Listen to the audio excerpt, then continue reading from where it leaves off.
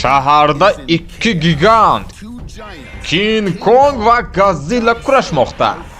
Xayrli kun, Arnold. Bugun qanday rejalaring bor? Balki bugungi reja o'lmaslikka harakat qilishdir.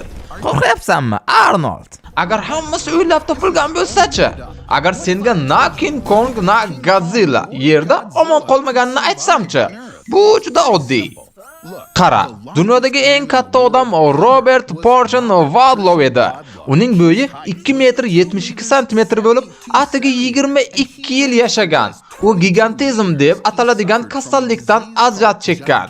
Ushbu kasallik bilan miya ortiqcha miqdorda o'sish gormonini chiqaradi.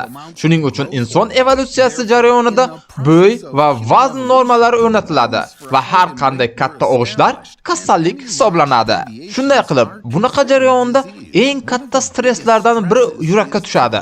U oddiy 5 litr o'rniga 15 litr qon aylantirishi kerak va yurak ko'pincha bunday mashaqqatli dinamikaga uzoq vaqt bardosh bera olmaydi va bum.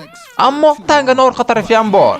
Yerda kitlarga o'xshash boshqa bahaybat mavjudotlar borligi haqida nima deyish mumkin? Hammasini osongina tushuntirish mumkin.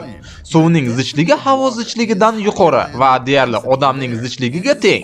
Shuning uchun biz sho'r suv yuzasida suzishimiz mumkin. Bu yashash muhitining o'zi tirik mavjudotlarning og'irligini ushlab turishini bildiradi. Misol tariqasida men senga bir ma'lumotni aytaman. 50 million yil avval kitlarning ajdodlari tuyoqli itga juda o'xshagan kitlar edi.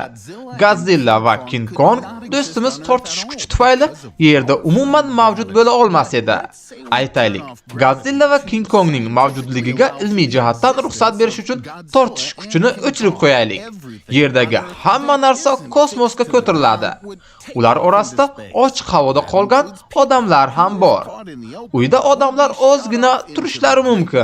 Toki uylar oxir oqibat yuqoriga uchib ketguncha va oxir oqibat bizning sayyoramiz butunlay parchalanib ketadi.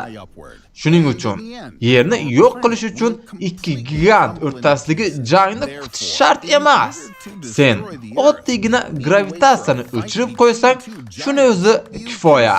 Buni fantastikaga boy do'stlarimizga jo'natib qo'yamiz. Bizda hozircha shular.